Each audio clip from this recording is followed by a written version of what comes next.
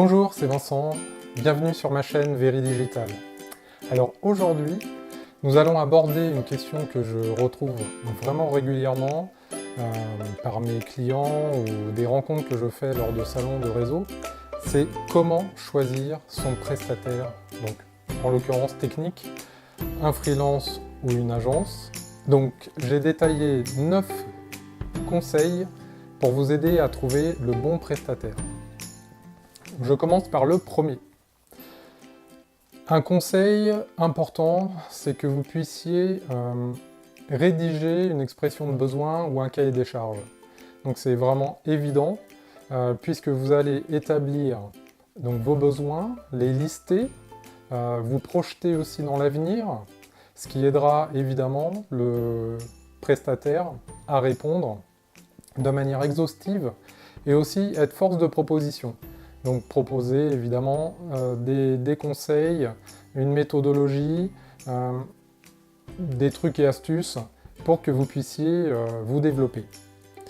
Et ça a un autre intérêt, c'est que vous pourrez évidemment comparer les offres de manière détaillée et donc avoir un regard précis entre les différents prestataires. Le deuxième point, vous pouvez aussi regarder sur les plateformes des éditeurs de solutions. Je prends par exemple PrestaShop ou Magento. Ils ont un portail avec des agences partenaires et des freelances qui sont référencés. Donc vous pouvez évidemment les solliciter.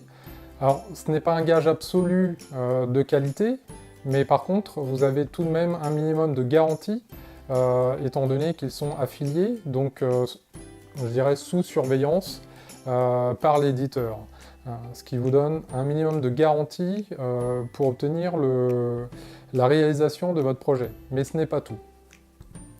Ensuite, évidemment, il faut vous interroger sur l'organisation du prestataire, c'est-à-dire si vous prenez une agence, vous allez avoir une taille d'entreprise qui peut être petite, moyenne ou très grande si on parle des SS2I.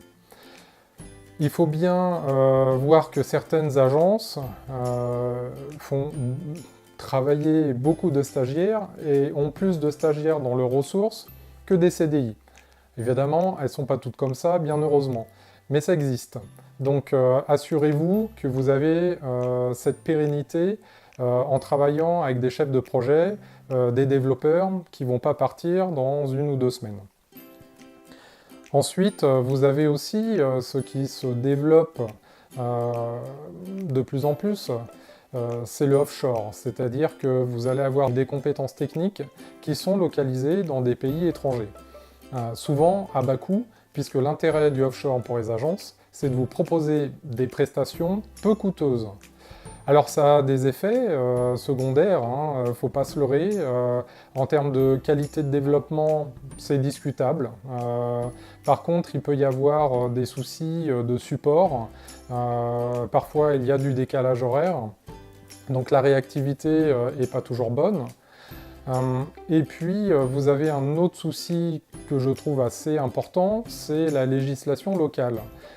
Si votre site, vos données sont hébergées dans ce pays étranger, il est fort probable en cas de problème géopolitique, vous puissiez ne plus récupérer vos données ou que celles-ci sont propriétaires du pays. Donc assurez-vous de tous ces critères. Alors ensuite, évidemment, quand vous allez solliciter un prestataire, essayez de questionner sur les références commerciales. Vous pouvez le faire en lui demandant, bien sûr, le prestataire vous communiquera des références, ou alors vous pouvez aussi téléphoner directement à ces clients-là et savoir comment ils ont vécu l'expérience d'un projet avec l'agence ou le freelance. Pour trouver d'autres prestataires, vous pouvez aussi, bien sûr, vous baser sur le bouche à oreille. Vous avez probablement dans votre entourage des gens qui ont fait appel à des prestataires, donc n'hésitez pas à les solliciter. ça peut être un gage de qualité dès lors qu'on est dans un réseau proche. Encore une fois, ça ne veut pas dire que la confiance doit être absolue. Il faut bien entendu réaliser un cahier des charges, mener votre enquête, ça ne vous engage à rien et vous vous assurez quand même de la pérennité et de la réussite de votre projet. Alors ensuite, il faut bien sûr, c'est ce que je vous disais tout à l'heure, donc comparer les offres commerciales et voir l'intérêt et la réactivité des prestataires à vous répondre. Vous imaginez bien que si vous êtes tout petit et vous sollicitez une SS2I, une très grosse agence, il est peu probable qu'ils reviennent vers vous ou dans des délais réactifs. Donc choisissez aussi un prestataire qui a l'habitude de travailler avec votre type de projet, votre taille d'entreprise. Vous aurez certainement plus à y gagner. Enfin, vous pouvez aussi aller faire une petite enquête financière, hein, ça ne coûte rien. Vous allez sur Infogreffe, société.com, Score 3, et vous regardez un petit peu les résultats, si bien sûr ils sont affichés. Ça vous donnera quelques éléments quant au choix stratégique et à la pérennité des entreprises.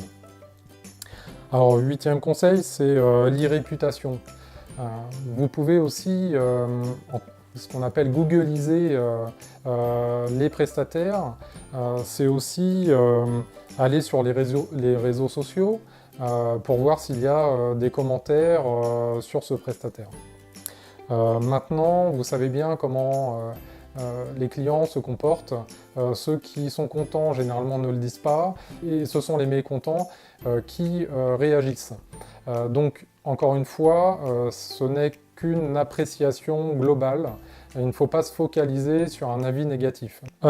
Si vous êtes chez un prestataire, ou même avant de l'être, c'est bien sûr avoir la garantie d'avoir des sauvegardes régulièrement et que ces données vous soient transmises ou accessibles directement.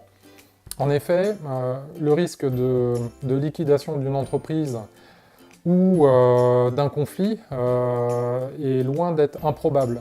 Donc assurez-vous de bien avoir vos données à jour régulièrement parce que dans le cadre d'une vente e-commerce, cela peut avoir des dommages collatéraux énormes. J'ai vécu cette expérience par le passé, c'est très douloureux, c'est très coûteux. Et évidemment, ça prend un délai, on travaille dans l'urgence pour essayer de remettre la plateforme en route. Donc vraiment, assurez-vous de ces points clés. Voilà, le dernier conseil qui tombe sous le sens, c'est qu'évidemment, tout ce que je vous ai listé, il y a des choses que vous pouvez faire par vous-même, d'autres qui seront plus difficiles sur le jugement notamment technique ou méthodologique du prestataire. Donc faites-vous accompagner, vous assurez à moins de risques, hein, vous les minimiserez ces risques et vous aurez donc une garantie plus importante de succès de votre projet et d'aller aussi de tenir vos plannings dans la mesure du possible. Voilà, donc c'est terminé pour cette vidéo, j'espère qu'elle vous aura plu. Donc n'hésitez pas à me faire part de vos idées ou simplement me faire des commentaires, dire si ça vous a plu, ce que vous aimeriez que je traite dans les prochaines vidéos. À bientôt et portez-vous bien.